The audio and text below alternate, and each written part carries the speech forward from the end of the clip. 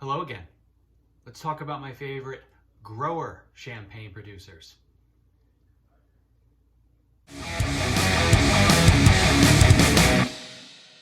All right, so as promised, I wanted to talk to you about my top 5 grower champagne producers. So you probably heard the term grower champagne, or whether you have or you haven't. A grower champagne is a champagne house that grows its own fruit and produces the wine from that fruit. So a lot of the bigger brands that you're familiar with, as I, gave you my favorites in the last video, they gather grapes from multiple different growers, producers, sources within Champagne, and then blend it all together. The grower champagnes grow their own, produce their own wine.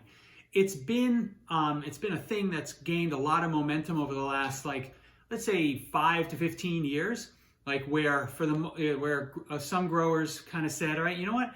I'm not just going to sell my grapes to these big champagne houses. I'm going to make my own wine. So some of my favorites, not in any particular order. First, or not in any particular order of favoritism, but we'll start with La Herte Frères. Now, they have a particular a rosé champagne that I've had a number of different times that I absolutely love. Very deep in color, lots of fruit, lots of acidity, just an amazing wines. And they offer a few other wines that are that I've heard good things about, but I haven't had. They're definitely a producer, a favorite grower of mine. Next one is Elie Auret. I hope I'm saying that right. I've had a couple of their wine offerings. Really, just delicious.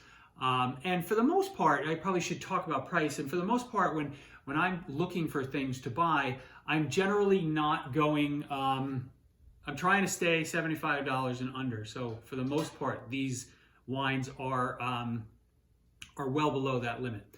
Another one to consider is Pierre Peters. Very well distributed, pretty decent size producer, pretty decent size grower, champagne producer.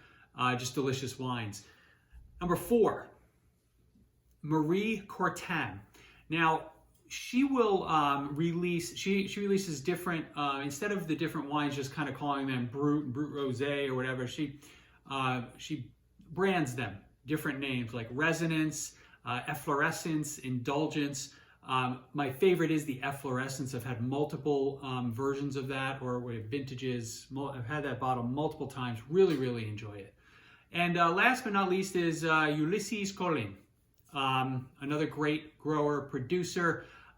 Pretty well distributed. You should be able to find his wines in your local wine specialty store, and just another one to keep your eye open for. I'm going to give you two that I've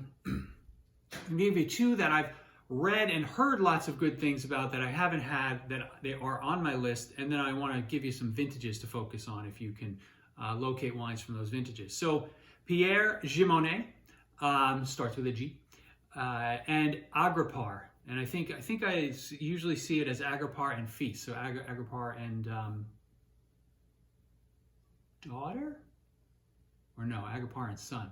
I got to work on my French. But those two are next on my list to try. So, if you guys have any exposure to that or any experience, definitely put that in the comments. I'd love to get some guidance from you.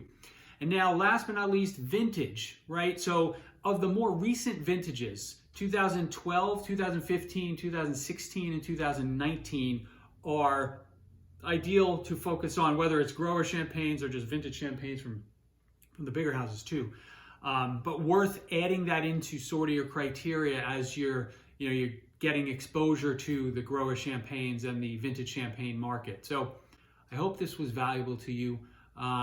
Let me know in the comments if you have any grower champagnes you love, and just in case you missed that big brand video of my top 5 favorite producers in the big brand, I'll put a link right here so that you can continue watching. And I'll look forward to seeing you soon. Cheers.